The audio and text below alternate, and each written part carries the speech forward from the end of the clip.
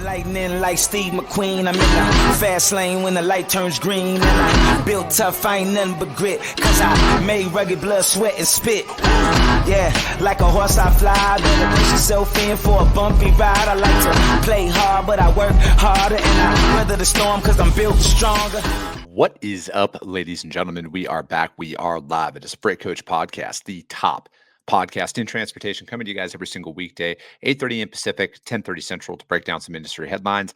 But most importantly, you guys provide some actual insight into what you can do with all of this information. This is your first time tuning in. Welcome. This is the real side of freight, ladies and gentlemen. And I say that before every single show. And what I mean by that is I only speak with transportation professionals because at the end of the day, you guys, I want to talk to the right individuals who have done what you're looking to do or who are currently doing what you're trying to achieve. So you can take that information, apply it, utilize it, and see a meaningful difference in your business and your life. Happy Wednesday, everybody. It's the Freight Coach Roadshow this week. I was out in Florida last week. I'm in Kansas right now at DatCon.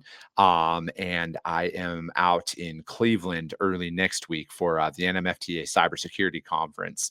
So we are out making this show happen no matter what. I'm in my hotel room right now, as you can obviously see. But this is just part of it, you guys. And you know, I have a commitment to coming out here and talking about a lot of this stuff. And, you know, frankly, what I'm applying in my business and what is working and what's not working, most importantly, because I'm a firm believer. It's almost just as valuable to know what not to do than what to do in some situations. So, you know, today we are Corey. What is up, man? Happy hump day, he says. So just a couple of quick announcements on all of that. So tomorrow we're doing something new for the show. We're doing what's called a mashup episode. So we're going to be releasing it tomorrow, you know, because we're all trying different content strategies and everything out there. And I have I don't know, over 1,000 episodes that I've recorded on this. So we're mashing up some one that was talking with one of a shipper that's been on my show in the past. We're going to be releasing that, and then a couple other of my favorite guests that I've had on the show to talk about best practices to kind of piggyback off of what we're talking about today, which is freight sales. Nick Erdman, what is up, man? And, you know, so tomorrow, you know, kind of a follow up to what we're talking about is, you know, a shipper who's been on the show, who's done the Q&A show on Fridays. And then a buddy of mine who's founded his brokerage and built that up into a very successful business. And then another really good friend of mine who is the president of a very large company that believes in him still cold calling as well and kind of setting that tone. And, you know, that's honestly what I'm out here talking about this week at DatCon. Tomorrow, I'm on a panel where, you know, we're talking about training sales reps. We're talking about developing business and everything and kind of going after the right customers. How do you prepare for a lot of this? Because, you know, I feel like a lot of individuals are out there with the mentality of, if you just call these people, they give you this business, you get all this freight and you're a millionaire. I think that's kind of the general sentiment out there is, you know, you're not really prepared for why you're actually reaching out to these individuals. So I want to talk about this. I want to talk about how are you training everybody, you know, and I think, you know, I brought this up on the show in the past. A really good book for a lot of you to read is The Way of the Wolf. It's Jordan Belfort. You can say whatever you want about the guy from a personal standpoint. But at the end of the day, his book, I think, is a great tool. It was like $20 or whatever. I'm not associated with him or anything, but I've read that book and it talks about the life cycle of a sale and really what you need to be looking out for when you're doing that. So, you know, when I'm going in to a lot of my prospecting calls, right? When I'm going out there, I look at it like this. I need to find a yes in every single call. And that might come in the form of, no, we're not interested in working with you right now, but I got to find that yes. Is it a yes, we have full truckload? Yes, we work with freight brokers, or yes, we're going to be looking to, you know, onboard new providers, you know, at a certain time frame. So I'm going in there with that. I'm not naive to think that it's going to be a one call close, right? Where I'm just going to call these people and they're going to give me freight and they're going to be an extremely profitable customer. Yes, that does happen at times, but it's a rarity, right? So I think if you're going out there and you're training individuals and you're preparing your team or even yourself to go out there and develop business, you need to be keenly aware of what you're really going to be up against and the realities of cold calling people. So I'm going to give you guys a prime example. All right. The reason why a lot of you guys listen to the show, I actually do the job, right? And I'm out there, I'm prospecting every single day. I'm calling, I'm emailing, I'm doing site visits. I'm doing all of this stuff that I talk about. And I want to give you guys direct feedback on some of the experiences that I have out there in the market, right? So, here's a prime example. I spoke to a prospect a little over 3 weeks ago. Phenomenal conversation, right? We really in sales terms, we really hit it off. Had a great conversation. Probably talked for like 10 minutes off of a cold call, which is almost unheard of. And then I sent over my information. They're like, hey, stay in touch with us. And I'm like, all right, cool. So, I don't believe, they obviously they didn't have any freight today or anything like that. But, I'm like, I like to kind of stay present with my prospects. Okay. So my follow-up procedure is going to be, I'm going to wait a few weeks. I usually wait 3 to 4 weeks before I follow back up with them, depending on what they said. And based on the fact that I talked to this individual for, 10 minutes or so, I thought, 4 weeks, that's going to be a great follow up time on it. And I'll just drop in just to see how things are going, see how the years are progressing. They move construction equipment. So it's the end of the construction season for a lot of people. They're slowing down and everything else. So I call this individual back. I asked for him by name because, I thought that was the right thing. I got through to him. They picked up the phone, didn't remember who I was. All right. Didn't remember who I was. They were almost like very annoyed that I was calling them in that moment. All right. So I've had that happen before. And I want to talk about that specific situation because, you can go from one call to the next with somebody and you might just be catching them at the wrong time. Right. So it's about reading that conversation. I wasn't trying to push anything. I'm like, hey, I clearly caught you at the wrong time. I'll try you back. Have a great day. And I ended that call almost immediately after I could tell that they were like, who the hell are you? I don't remember you. You're nothing to me, yada, yada, yada. And that's fair, right? Like that's just a life of somebody who's out there trying to develop business. So, I look at that. And then I've also had those calls where, you know what? I was short. They were short with me on there on the very first one. And then I followed up with them. They remembered who I was, and it was a great conversation, right? So it's like you need to understand that not every single situation is going to be perfect. You're going to have interactions with people that are going to be seemingly great, and then they're not going to remember who you are, right? And I'm bringing up a lot of this because the biggest thing that's out there is that anxiety before you pick up the phone and call somebody, right? That's the biggest thing that gets a lot of people is they don't know what to say. They like all of a sudden they don't know what to do.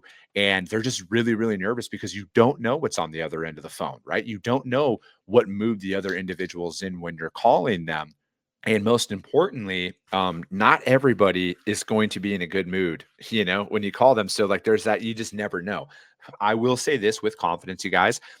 Probably 95+% of the calls that I make, very cordial. No, we're not best friends. No, we're not going to go out and hang out and go on vacations together, but they're cordial. They're not, they're not as obscene as we build it up in our heads, right? So that's the big thing that I want to address first here. Number one, you're making up somebody else's reaction before it actually happens. Okay. You're making all of that up in your head because we think that they might do or say something like that. And that's just not the case. Okay. So we're building up that resistance before we even pick up the phone and call. Okay. And so from my perspective, you got to keep that open mind. You got to be prepared. Okay. We make up a lot of this stuff in our head, as I said. So you got to understand in just based on the example that I'd used before, we only perceive their reaction based on how it's going to affect us. All right. And if you think that way, the person on the other end of the phone, how do you think they're perceiving it? They're perceiving the world through their lens. They don't care, like that's it. That's how most people are, right? So you can go in and make up all of this resistance in your mind about what could happen. But the reality is 95% of the people that I talk to on a daily basis, it's cordial. Again, it's not overly in depth or anything like that. We're not best friends. We're not going on vacation together, but it's cordial, right? So we make up a lot worse scenarios in our head than actually come to fruition when you're actually out there picking up the phone and calling people, right? So I think as you're going through, all right, and you're kind of building up this framework, there is no perfect thing to say. Like, I'm not the biggest fan of scripts ultimately, right? Because that's another thing that a lot of people like to do. They like to follow a script. I like to have it's like a framework. Somebody could argue that it's a script, and that's fine. But I like to have a framework down that people can follow, but most importantly, that they need to practice, right? So if I ever strapped a GoPro to my chest, mainly people would want me to be in an institution because I talk to myself a lot, right? And I actually rehearse in my head a lot of what I'm going to think and say on shows or when I'm talking or when I'm cold calling before I actually do that, because I want to be prepared for that moment. Because like when you're dialing, you're going to get a lot of voicemails, right? And you're going to get a lot of no answers and everything else. So when somebody does answer the phone, you think of it as, I don't know what to say. And then you kind of get that deer in headlight look out there.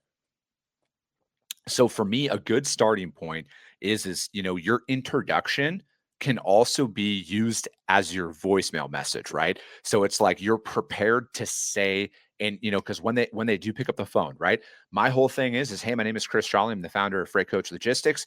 This is what we specialize in. I'm just calling to introduce ourselves, right? It's quick and it's kind of to the point. I would say that exact same thing if they answered the phone or if it goes to their voicemail. I'm going to say that same thing. Hey, my name is Chris Jolly. I'm the founder of Freight Coach Logistics. I was just calling to introduce ourselves. Here's my phone number. I leave a voicemail every single time because you never know. And I'm going to continue to do that. And because to me, again, it's that repetition. That's the thing that's lacking with a lot of people, because the more you think about doing something, the more you're going to build it up in your head about what could possibly go wrong, as opposed to just kind of ripping off that band-aid and jumping in there and making it happen. Okay. So go out there and have that structure. All right. Have that framework that you're going to follow, have that script. And then so on top of that, right, kind of have that qualifying question that goes along with it. Right. I don't talk about quoting their freight. I don't talk about anything. I want to talk more specifically about their product that they're shipping out there. So I'm going to have that lead in, that qualifier, whatever that looks like, to kind of follow that up. But the majority of the time, you guys, you're going to say the right things on your cold call. They're not going to have time to talk to you, right? And then especially in this market that we're in right now, this is a very challenging market to develop business in, but it's not unheard of, right? Like, you can develop business in any market that's out there. It's just going to not be today, right? So you got to remove that instant result from your mind, that you think that just because you called them, that they're going to onboard you and then all of a sudden you're going to make all this money, because that's just not the case, you guys. It's a process that you need to be prepared for. Okay. So another one of the things that I like to call it the 3 P's of sales. P as in Paul. Patience paired with persistence will lead to profits. All right. And I want you to remember that, because you need to be patient in this. It takes a long time to develop a customer. Even if you onboarded them right away, say you onboarded them on one call, you're not going to move 100 loads a day with them right away. Okay. So the reality is you need to constantly follow up with everybody. You need to keep that patience, but you need to persistently follow up in a good way. You don't want to be overly annoying. I don't know why people call these same shippers every single day of the week, no matter what. Even if you talked to them yesterday, I feel like most people work themselves out of a sale. And you need to kind of keep that, again, you need to kind of keep that follow-up procedure that's in there, because that's where all the money is. That's where all the magic is in this. But most importantly, as you're going through this, you guys, you need to read the prospect. Okay. I'm going to use an example that literally just happened to me Monday night at my house. Door-to-door salesman came by, and I respect the hustle. All right. So I will always listen to them, because you know what? I feel like if I do enough good in the world, then the sales gods will reward me with a couple of these great conversations. So I had a sales rep in Arizona selling solar, right? Solar happens all the time. Sales rep comes to my house, knocks on the door, and I'm like, yes, I'm the homeowner. Yes, I am, I'm the decision maker. Like, this is my house. All right. I don't rent it. And they're like, are you thinking about doing solar? I'm like, no, we're not doing solar. I'm like, we're undergoing some other projects on our house right now. I'm not interested right now. It'll probably be a couple of years from now, and we might explore it at that time because we have other things that we're going to do. And I'm not going to overload all the projects out there.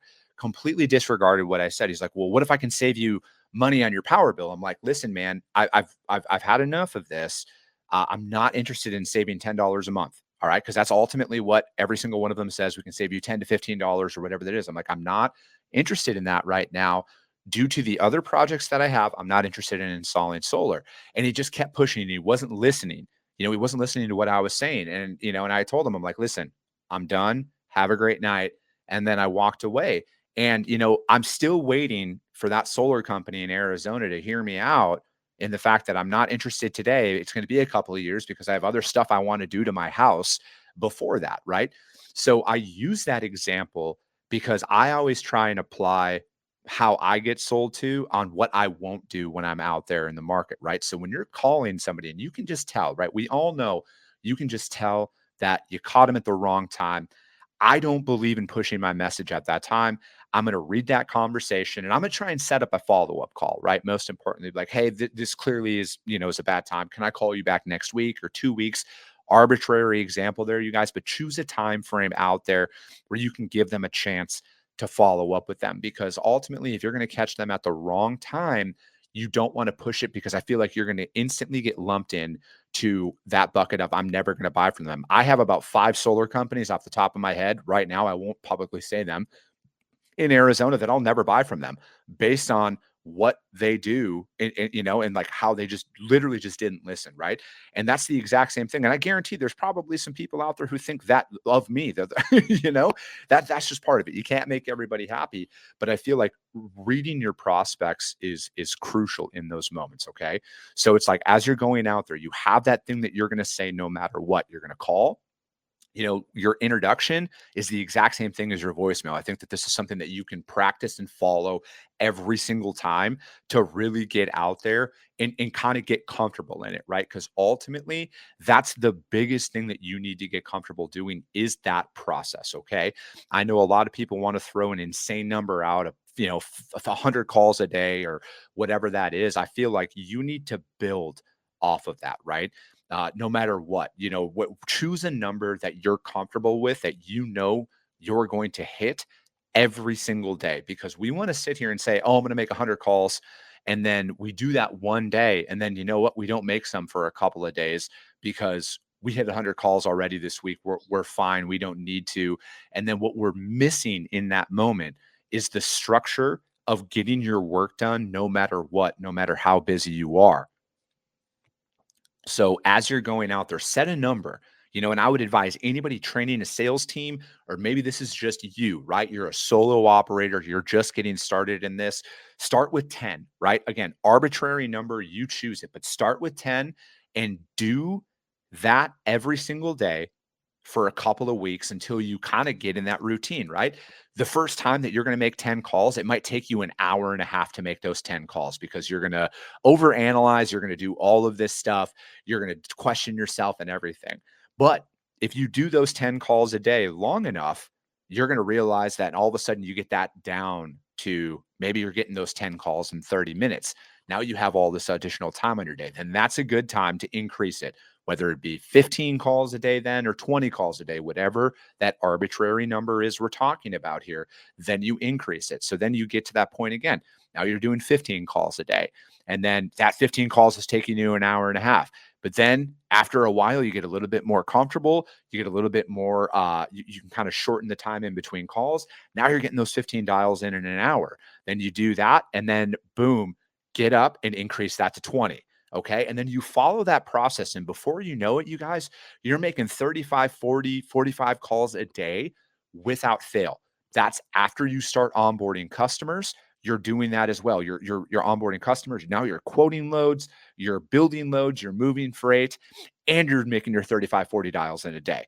Okay. So it's like you need to create a process and you need to follow that process every single day. Because just like with a lot of people, and this is why I say motivation is bullshit. Okay. Because everybody, when they're motivated, they'll make all the sales calls in the world at that time. But then the second they're not motivated, they don't do anything. And then they rely on what they did a couple of days ago.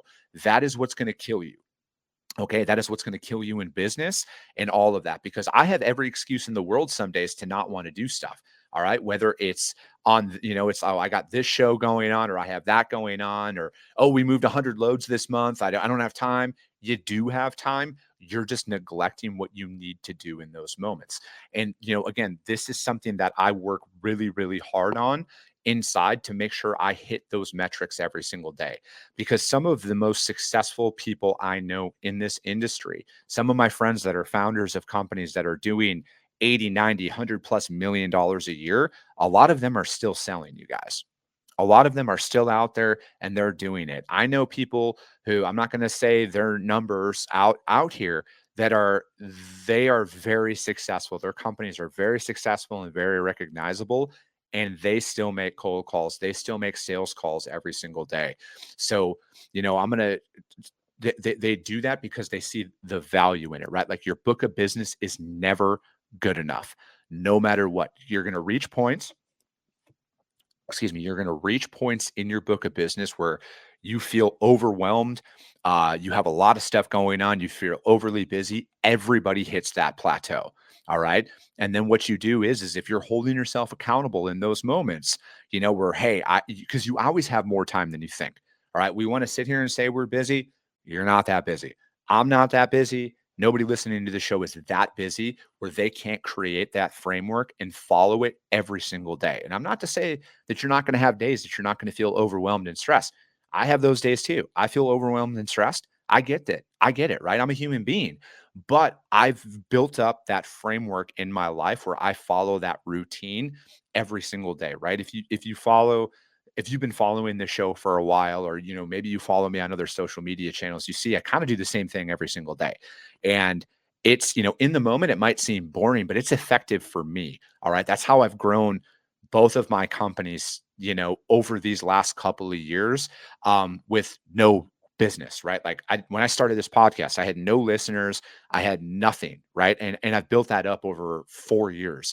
With my brokerage, I had no existing customers. All right. Yes, I've been in this industry for a long time, but I didn't have any existing customers because I took a couple of year break while I was training sales reps and doing the consulting work. So I went in cold, right? I went in cold and didn't have anything. And, like I said, in our second year, we grew 90%, right? And a lot of that is you guys, it's mastering this, right? The non-sexy side of business and freight and everything else, because that's what you ultimately need to do if you're going to build a sustainable book of business. Because eventually you're going to get to that point where you're going to have a decent book of business rolling for you, and you're going to want to take your foot off the gas, right? Because you feel comfortable in those moments. Everybody hits this in business. I hit this in business and I got burnt, right? So I feel like once you hit those plateaus, that's when you got to double down and work even harder, right? Even if you're doing record month after record month, you got to keep selling, you guys, because you're always one situation away from potentially losing something. You're never good. And, most importantly, you're not entitled to any of this.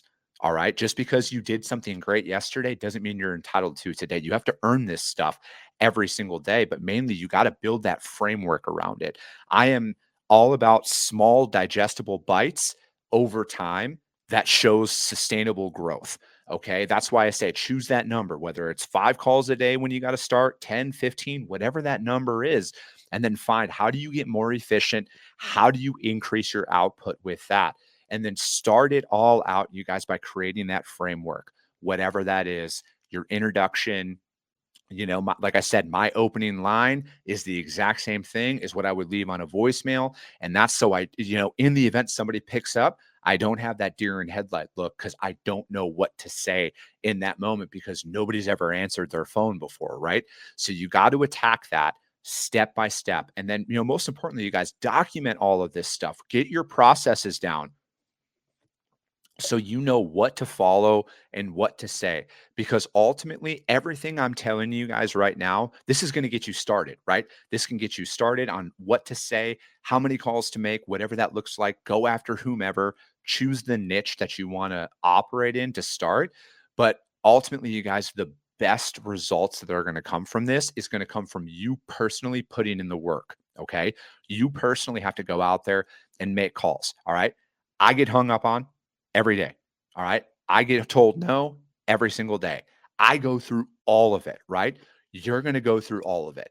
But I've also started to develop what key qualifying questions work with certain prospects and how I can get a second phone call. Because ultimately, that's the thing. My ultimate goal when and a lot of this call, the show you guys today is about that first call, that first introduction to somebody. It's not how do I follow up with them? What do I say that? A lot of what we're talking about is a process and a structure that you can follow to get started. All right. Because I'm qualifying all of my own leads. I'm going out and I'm doing all of that stuff because ultimately I'm looking for a yes. My niche, full truckload. All right. That's what I'm going after. I don't want their LTL. I don't want their intermodal. I don't want their air freight. I want full truckload. Okay. So I'm going out there and I'm calling on that. So I'm looking for that yes. You have full truckload. Boom. That's a yes. That's somebody who I'm going to follow up with. Oh, you work with brokers? Even better. I'm going to follow up with them as well. Okay. So I'm trying to search for that yes. And then that's a repeatable, scalable process. And I want you guys to follow that day in and day out and then do that for a long time. All right. It's going to be 90, 120 days. It's going to be a while, you guys, and just be prepared for that. That's not going to be in every instance. You might call somebody and get a customer sooner than that, which I hope you guys all do ultimately. But you need to be prepared that this takes a long time to develop business. Okay. And then on top of that, you guys, it's not you. All right. A lot of the stuff that we make up in our head is just that. It's in our head. It's not going to actually happen when you get out there and when you start dialing and when you start actually talking to people. All of it in your head is what's stopping you from doing it. Again, as the example that I used at the beginning of this podcast today, you guys, I had a phenomenal conversation with somebody, respectfully waited to follow up with them, followed up with them. They had no idea I even existed, and they were even upset that I was on the phone with them at that moment. So take that into consideration, you guys. You need to follow up. You need to remove these barriers that we're placing on ourselves in this, and then follow that repeatable, scalable process every single time. But that is going to be it for today, ladies and gentlemen. We're going to be doing a new format tomorrow on the podcast. This is just a one-time thing where we're going to do like a little mashup episode where we're going to take 3 separate episodes and then, just have a couple of clips from those shows to go out there. One of them is going to be from a shipper who's been on the show. And then the other 2 are going to be from friends of mine who've built very successful companies talking about freight sales to kind of piggyback off what we're talking about today. But as always, you guys, if you guys got value in what you heard, subscribe to the show, you guys. Share it out there to your network, because if you see value, your network's going to see value as well.